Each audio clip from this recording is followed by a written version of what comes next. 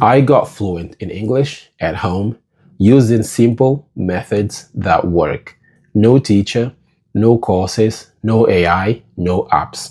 And no, it did not happen in a few months. By the end of this video, I will show you exactly what I did step by step so that you can use the same process without falling for fake fluent in 90 days promises. But first, let me tell you the very first English lesson that I ever had, because it explains why most people struggle for years. And that lesson didn't happen in a classroom. So, when I was a child, the first English words I ever heard were get out. I didn't learn them at school. I didn't read them in a book. So, what happened? As a kid, I walked into my neighbor's garden with a friend, and the neighbor shouted very clearly and very loudly, "Get out!" Of course, we didn't understand English back then, but we understood the message. So we ran away terrified. And that was my very first English lesson. Not grammar, not vocabulary lists, just meaning. And here is why this matters for you. Most people are learning English the opposite way around, and that's why they feel stuck. Over the years, I've seen countless videos on YouTube titled things like, "I learned English in 6 months using one secret method. I got fluent in 9 months." And every time I see these videos, I feel a mix of frustration and disbelief. Not because people can't improve quickly, they can, but because this creates false expectation. I'm not a native English speaker, and I did not learn it in a few months. And honestly, I don't know anyone who truly did. It took me years to get to where I am right now. Today, I live in the UK, and I use English every day for work, for general communication, and for content like this. But it didn't start that way at all. And here's the interesting part. Even though it took me years,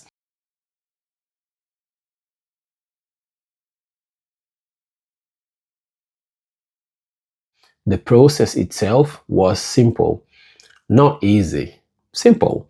And if you understand why it worked, you can apply it much faster than I did and get fluent faster than I did. I'll start from the beginning. Like most people, my first contact with English was at school. I had already watched movies in English, and I had a neighbor who liked to show off his English. But of course, back then, I was a child and I did not think much of the language, as I had no idea what the people in the movies were saying, and as a kid, you don't care about other languages. Anyway, at school, we learned basic grammar, some vocabulary, enough to pass English tests, right? Not to speak the language. I was good at what I call paper English. I could fill in the blanks. I could choose the right tense. I could get decent grades. But listening, speaking, that basically did not exist. I could recognize some written words here and there, understand very basic text, but when I heard real English, it felt fast, messy, and impossible to follow. It felt like I would never be able to understand that strange language. Let's be honest, before you learn English, or when you start, it sounds very strange to your ears, right? Speaking was completely out of the question. Actually, I could say very basic things like introductions, greetings, and so on. At that stage, my English was, let's say, academic. It wasn't alive because, to be honest, it did not have to be alive anyway. I only studied English because it was a subject at school. There was no need for me to learn it beyond what was required to pass my English test. Things started to change outside the classroom when years later I began to listen to music in English as I got older. A lot of it. Why? Because at that point I had decided that I wanted to learn to speak English as my second language. Back then, I didn't have websites, web apps, or fancy tools like we have today. All I had was a dictionary of British English. I remember I would literally ask my older brother to print out song lyrics so that I could listen again and again and follow along and sing along. Badly, but I didn't care. I wasn't trying to be fluent. I was trying to feel the language and sing along and learn, new words and phrases, and of course, improve my pronunciation. At that time, I used to watch TV programs on MTV very regularly, even though much of it did not make any sense to me and sounded like Chinese. But without realizing it, I was learning pronunciation and familiarizing myself with the spoken language. I was picking up rhythm. I was starting to understand how English actually sounds when people speak naturally, learning different accents, fast speech, slang, and so on. Even when I didn't understand a lot of it, my brain was adapting. It was quietly learning what English sounds like. It was saying, okay, this is normal. This is how it's done. This is how you say this and that. And this is important because this is where most learners quit. They say, well, I don't understand enough English, and they stop. They quit. I did not quit. I stayed focused because I had a goal, a purpose, a mission. I was consistent. And the interesting reality is that at that point, I still had no one to practice with. It was awful. The internet wasn't what it is today. No video calls, no endless YouTube videos. Progress was very slow, incredibly slow. Years later, things changed. I moved to a different country, and for the first time, I had a laptop and daily internet access. Now that changed everything for me. That's when my English really began to grow, still from home, but now with connection. I started practicing my English with other learners and sometimes with native English speakers who were learning my native language. It wasn't smooth. I was nervous. I have a stutter, so I got stuck a lot. Sometimes my voice shook. I remember watching a TV show and realizing that I understood the words, but not the meaning. That feeling of being so close, but at the same time, not quite there yet, was frustrating. But I kept going, watched lots of TV shows. I remember watching the same episode many times and watching some scenes many times until I could understand everything.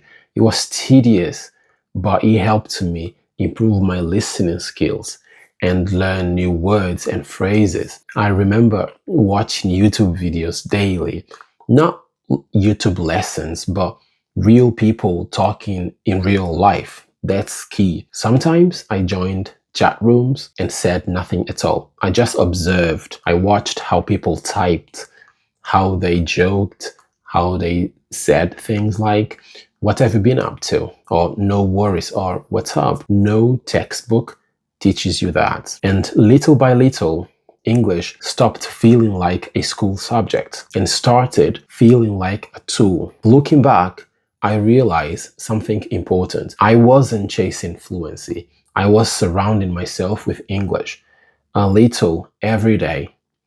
There was no single method, no perfect routine, no moment where everything just clicked. I'm fluent. No, that's not how it works. What worked was exposure again and again through all four skills. Listening to things that I actually enjoyed, speaking even when I felt uncomfortable and scared, reading real English, writing short, imperfect messages. There were long periods of time where I felt stuck. I remember thinking, why am I not improving? I'm working so hard. But I was improving just quietly. Fluency doesn't arrive like a bus. It grows like a tree. You don't see it growing every day. But one day, you look up to the sky and realize, wow, you're understanding more, you're reacting faster, and you're thinking less and translating less and less every day. But even today, I still learn English. I still learn new words and expressions. I still make mistakes, and that's normal. So if you're learning English at home right now and wondering if you're doing it right, let me just say this. You don't need a miracle method. You don't need the perfect method because it doesn't exist. You need time, you need exposure, and you need patience, a lot of it. Progress is uneven. Some days you'll feel confident, others you'll feel like you've forgotten everything. That doesn't mean you're not working hard and you're not improving. It just means that you're learning. So if you're watching this right now and thinking, okay, but what should I actually do to get better? Let me make this very practical for you and very realistic. I'm not going to lie to you. If I had to learn English again at home today from scratch, zero, I wouldn't look for the perfect method because there isn't one. I would build one simple daily routine. First, I would listen to English every single day. Not for hours, it's not necessary. Even 10 or 15 minutes a day is enough. A YouTube video, a TV show, a podcast, something that I enjoy. The goal isn't to understand everything. Initially, it's to train your ears. Second, I would speak regularly, even if it's uncomfortable.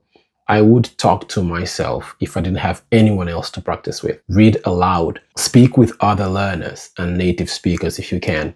You don't need perfect sentence. There is no perfect English does not exist. You need practice. Speaking is a skill, and skills grow through repetition. Third, I would read small amounts of real English, short articles, comments, simple stories.